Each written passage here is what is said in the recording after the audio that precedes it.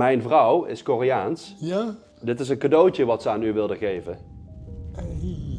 What is up everyone? In the house over there, in number 28, a 93-year-old Dutch Korean War veteran lives still today, and we're on our way to do an interview with him. I'm so excited. We're a little bit lucky, well, very lucky actually, because there aren't many of them left, unfortunately. But why I'm extra lucky today, because a week ago I wrote an article for the local newspaper here in my hometown, Grave, the Netherlands. And after this article, the son of that veteran reached out to me. He said, "Come, you should talk to my dad." I was like, yes, I want so too, but today is my last day. In the afternoon I have a flight back to South Korea, where I live. Does he have time in the morning? He said yes. So, let's go meet Henk, veteran Henk. There really aren't many Dutch Korean War veterans left, so I'm very grateful I had the chance to do a short interview, even at the last minute.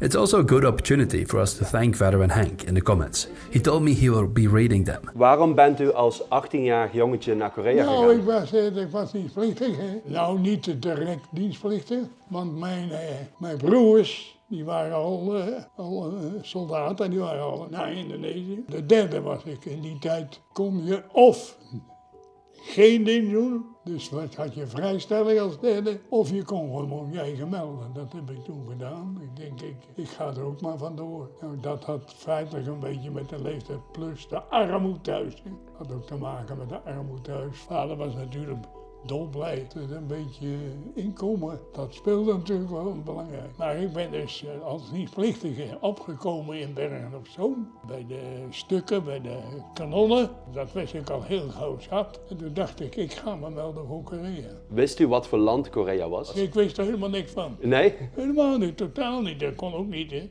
Tropisch, koud, warm? Heel niet. Nee, dat was absoluut absurd. Ja. Er was geen enkele voorlichting. Je werd gewoon soldaat en je ging naar Roosendaal. Dan moest je dan bij een beetje een opleiding krijgen. En als je dat had, dan lag de boot die lag klaar. En dan kon je met een Amerikaans schip, met de General Bradford, kon je naar Korea toe. Griekenland moesten we ze ophalen. In Thailand moesten we ze ophalen. In Ethiopië moesten we ze ophalen. En zo kwamen we dan met ongeveer 3.500, 4.500 strijdbaar van op dat moment 80 Nederlanders. Ik was niet van de allereerste, ik was van de 16e aanvulling geloof ik. 16e aanvulling al? Oh. Dat heette zo, de aanvulling. Toen ben ik er 18 maanden gebleven. 18 maanden? 18 maanden. Ik heb dus gewoon bijgetekend, bijgeteld, want ik wou niet naar huis. De Koreaanse hulptroepen, die zaten ook bij ons. De jongens waren dat allemaal natuurlijk, maar die ook van mijn leeftijd. En dan maak je af en toe wel eens wat mee, maar je maakt van het totale probleem Korea niet. Helemaal niet, helemaal niet. We hebben dus wel op een gegeven moment, de president van Zuid-Korea was toen Reek. Ja. Reek. Nou, die hebben een keer bij ons in het bataljon bezocht en medailles uitgedeeld. Verder maakten we ook kennis met citaciers, noemden ze die. Citaciers, dat waren Koreanen die dus werkzaamheden deden voor het bataljon. Oh ja. Of voor de compagnie. Maar daar zat natuurlijk ook wel een angst bij. Want het waren ook soms Noord-Koreanen. Wat is uw mooiste herinnering aan Korea? Wat is mooi. Kijk, ik ben natuurlijk in de tussentijd ben ik al 94, dus ja. Ik ben wel eens een oude veteraan. Hè? Dan, de herinneringen die zijn niet zo, maar de geweldige armoede in die tijd. Ja.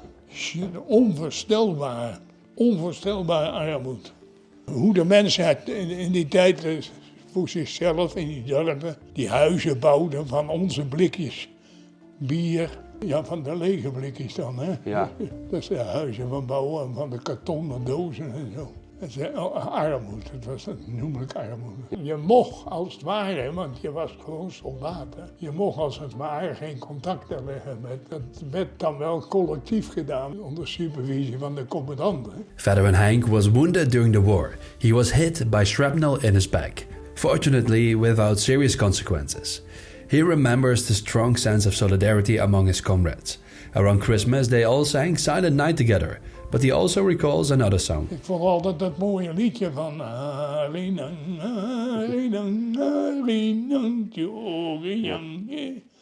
vond ik altijd een mooi liedje. Ja, zeker. Heeft u Koreaans eten gegeten in Korea? Nee, andersom wel. Andersom wel? Andersom, we laten ons eten. Het gebeurde wel eens dat er natuurlijk op een bepaald moment niet gegeten kon worden. Vanwege het feit dat er actie was. Dat eten wat dan overbleef, dat was een chauffeur. En die had betere relaties met hoofden van zo'n dorp. En die sjouwde al dat restant eten bij elkaar. En dat ging dan naar die dorpen. Ja, in die tijd zat er een, hoe heet dat nou? Dat stonk zo. Oh, gefermenteerde kimchi. Kimchi, Ja. Kimchi. Dat stonk in die tijd. Ja. Maar ik hoorde van uw zoon dat toen u terugkwam uit Korea, kwam u van één crisis naar de andere crisis. De waternoodramp. Ja. Zaterdagavond kwamen wij binnen. En zondag werden we opnieuw opgeroepen, moesten we naar de waternoodramp. Dat meen je niet. Jawel, dat moest. Ja, om te verdomme. Nee, je kon niet zeggen, dat deden we niet. Want ze haalden je op. Ja. Nou, en dan moesten we de waterramp zijn we toen geweest. Maar het verbaasde mij dat, want ik heb dat stukje van Ronald gelezen. Van opa Wolf. Woesthof, ja. Ja, opa Wolf, dat was bijna een vriend van mij. En de familie Wolf, die kon ik heel goed. U heeft nog met de zoon Charlie Woesthof, ja, heeft u gevoetbald? Charlie, ja, hebben we gevoetbald en alles. Ja, want de kleinzoon van Woesthof is mijn beste vriend. Ja? Ja.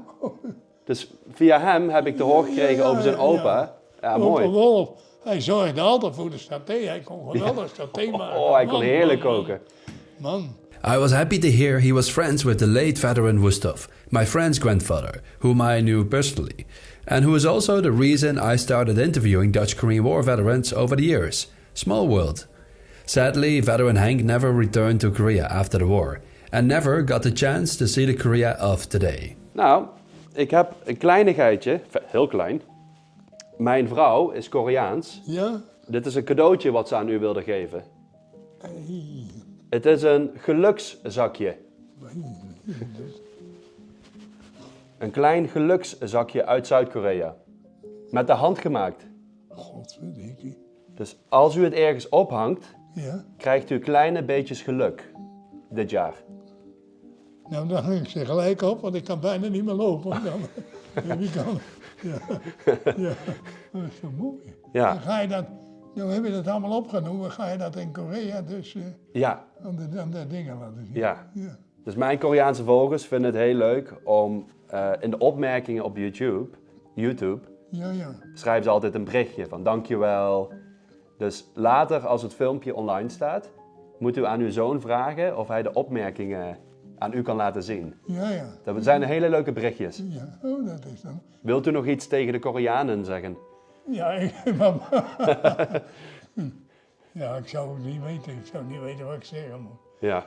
Jongens, ik heb in de tijd bij jullie gediend. En ik heb het bij kunnen dragen tot wat jullie nu op het moment zijn. Wees er trots op. Dat zijn wij ook.